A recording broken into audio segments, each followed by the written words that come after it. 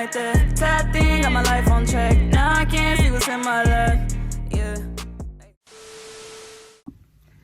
What's good, YouTube? It's your girl K-Nami FX, and we are back with another video. Before we get into it, you already know what I'm gonna say. Like, share, subscribe, comment, turn on that post notification bell so I know that you're rocking with your girl. Alright, with that being said, let's jump on into the video. So the title speaks for itself. These are things that I wish I knew before I started trading, right? Alright, so the first thing I can say is start small. Okay.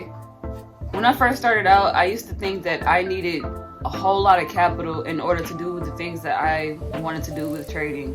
Mind you, yes, you do need capital eventually, but that's once you reach a certain point in expertise or experience, or you mastering your skill, whatever it is that you're trying to learn from the markets. If you can't manage a small account, whether it be from $10 to $100, you cannot go for these prop firm challenges and be able to handle it. At least most people. I can't speak for every single person because some people might just come into the game and do their thing. There are exceptions. I said that to say, basically, do your due diligence, start with a small account, practice discipline. Once you feel like you've got that and have succeeded, go for the next thing. Try to get funded. Do what works for you. Start with the basics. Okay, so when I first started trading, I was looking for all types of indicators that would confirm anything that I needed in order to either take an entry or an exit, right? So I was using things like the stochastic, the RSI, volume indicators.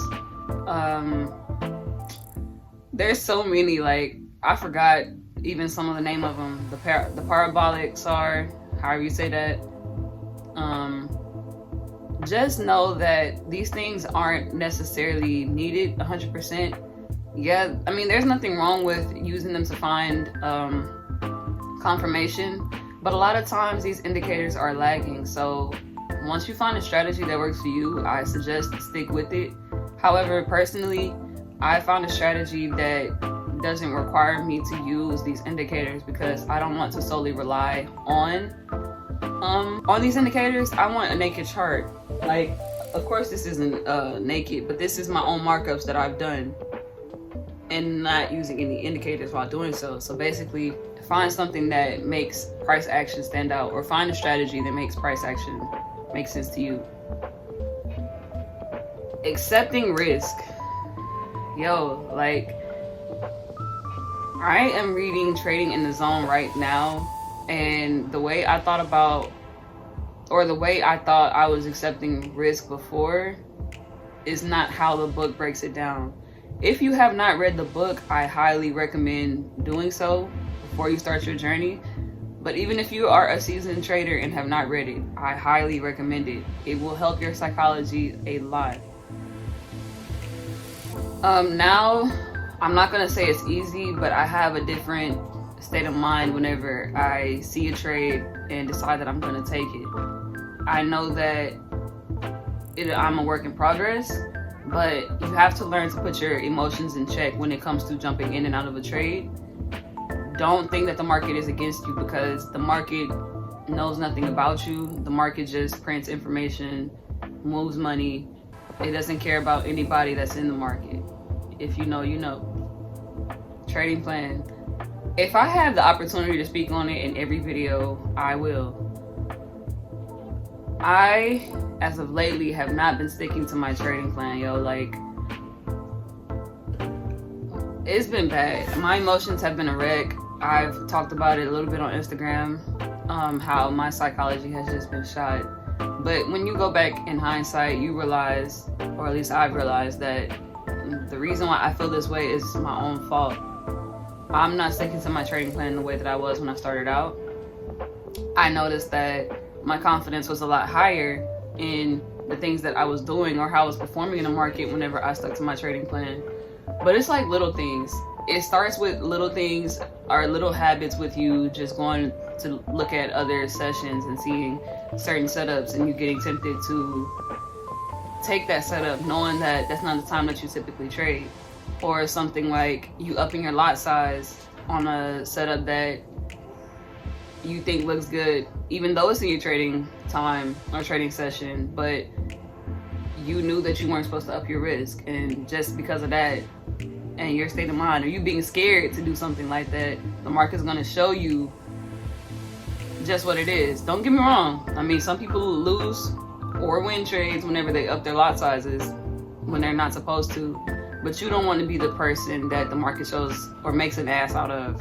But again, it's nothing personal from the market. The market is just doing its job as far as moving money goes. The next point is loneliness. Y'all, like, this has been a journey in itself. Y'all do hear my baby. He's starting to act up, but not act up, but he's on his mama, which I will be over there soon. But it gets lonely. If you don't have anyone to talk to, you gotta learn to find a community, because if not, you will lose yourself if you're anything like me. Now, I'm not saying I'm losing myself. It's just my husband is at work, and he's pretty much the only person close to me that knows that I'm doing this on a serious level. And when he's at work and I'm trading and certain things don't go my way, or just having personal things in my own personal life, just having things going on in my personal life and juggling that with trading, it's real, yo. Like, if you don't know how to manage your emotions, you will learn quickly that, I don't even know how to put it. I would just say that the market is a mirror. Any way that you show up to the market, in so many ways, you can leave the market. And it can take a toll. I highly recommend meditating or anything that brings you peace prior to getting into the market. This is something that I'm going to start implementing for myself, because, you know, it's just been a trying time. And if you are a trader and you've been doing it for a while, then you know what I mean. But I'm just gonna go ahead and get to my last point in conclusion. Basically, I don't want to stop trading. I don't regret anything. It's definitely teaching me more and more about myself that I didn't know before. It's teaching me how to be patient. It's teaching me discipline. And knowing why I'm doing it is the number one driving force. That's another thing that I will say all the time if I have the chance to. I'm going to keep it going. I do not plan on letting up for anything. And it is what it is. Of course, this isn't the only thing that I want to do, because if you are like me, then you know that there are multiple streams of income that the wealthy have. If you want to be wealthy, then you need that. But I feel like this will fuel a lot of things that I want to do outside of trading. That concludes this video. Again, like, share, subscribe, comment, turn on that post notification bell. More content coming soon. Peace. Me and my brothers, we got it. Nigga want it better, bring static.